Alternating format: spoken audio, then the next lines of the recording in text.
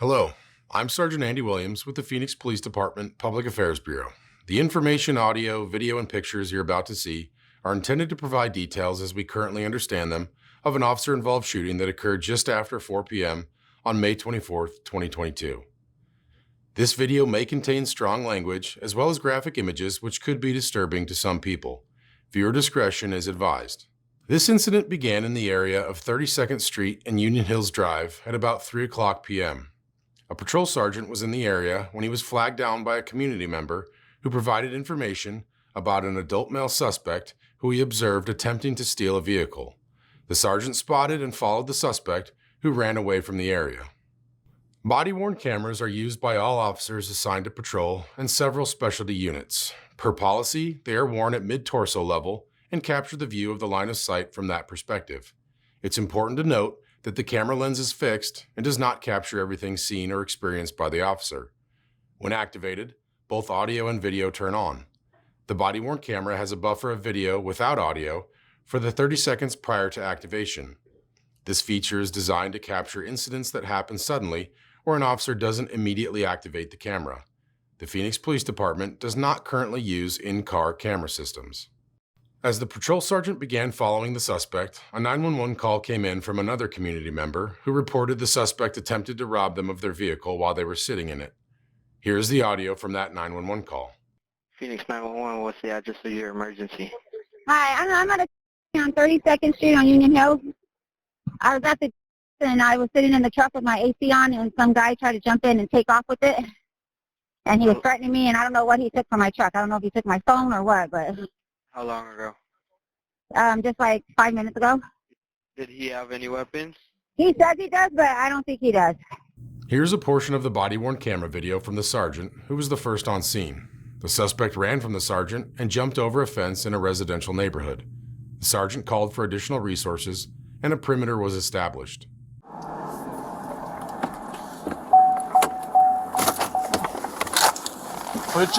Get down on the ground! 2757. 2757. Yeah, an ETA for that officer who said he's held that right there. Did he have need of another officer to the possible suspect? 23 Frankie's running westbound on Roseman from 32nd Street. Patrol officers, with the help of police canines, began systematically searching the yards in the area looking for the suspect when the suspect started shooting. This happened a little after 4 o'clock p.m. Here's a portion of the body-worn camera from a patrol officer who is assisting with the search.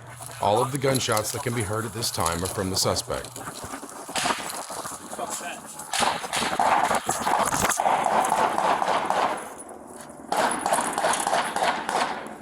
No officers discharged their weapons until later in the incident. On the left side, that's where they were.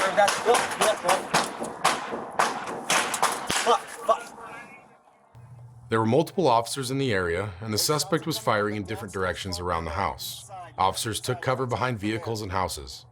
Officers would later learn the suspect had broken into a home where the residents were away. The suspect shot and hit several vehicles that officers were taking cover behind. At about 4:08 p.m., an officer with a rifle returned fire at the suspect, but did not strike him. Here's body-worn camera video from the officer returning fire at the suspect. We have 2 officers that were... That's us, dude. We need to get down. He's elevated. Take it. Where's he at?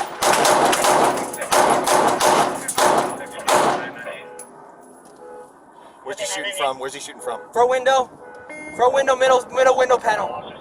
This officer and 2 nearby sergeants then utilized cover fire to help 2 of them move further away from the suspect and to a safer location.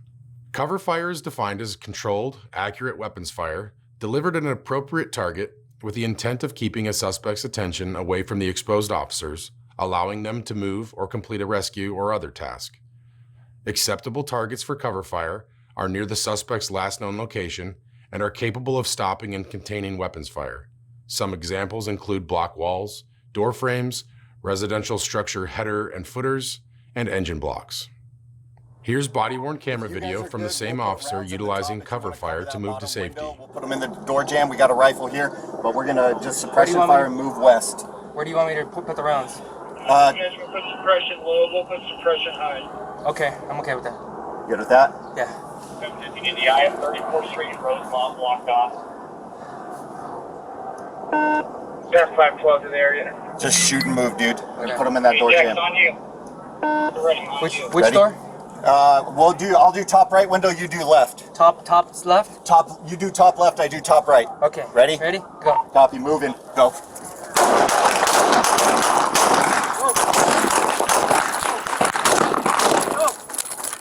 Right here. All right, move back, come on, pull. Pull, he's still shooting. Here's body-worn camera video from 2 sergeants who also utilized cover fire. Jack's on you. Jack's on you. Ready, on you. I'll do top right window, you do left. Top left? You do top left, I do top right. Okay. Ready? Ready? Go. Copy, moving, go. Copy, moving.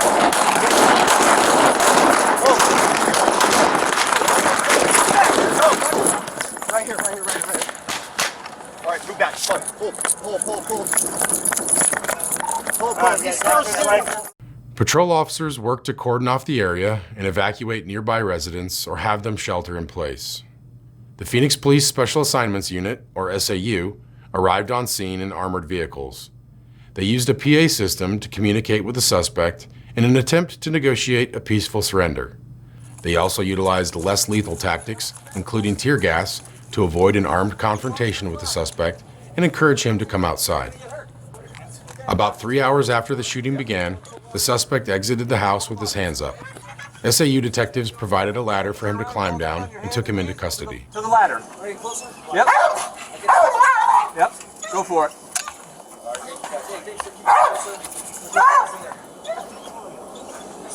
Yep. Push the left of that hand. I'm not gonna throw you off, man. I'll slow you, flex my hands. All right.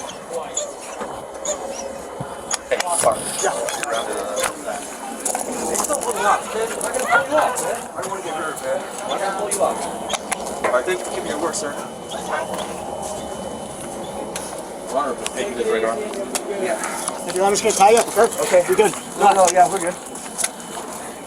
The water though, right? In a minute. We're gonna get your water. We're gonna walk you over here to some water. Put the cuffs on right here. Okay. I got to put him up for you. I'll just put him up for you guys. No, I'm not. I submit it. The other hand. I submit it. I know. You got you, dude. You're good. You're good. All right, in custody. On the other side.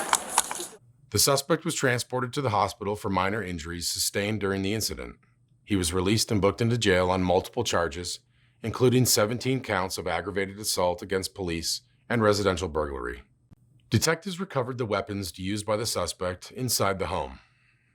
The officer involved in this shooting has been with the department for 4 years and is assigned to the Maryvale Estrella Mountain Precinct. 2 sergeants utilized cover fire during the incident. One has been with the department for 32 years and the other for 13 years. Both are assigned to the Black Mountain Precinct. This incident is the subject of both an internal and a criminal investigation, which will be reviewed by the Maricopa County Attorney's Office. Conclusions about whether the actions of the officers are consistent with department policy and the law will not be made until all the facts are known and the investigation is complete. This video was intended to inform and educate the public about a critical incident in our community. You can learn about the Phoenix Police Department's transparency policy on our website.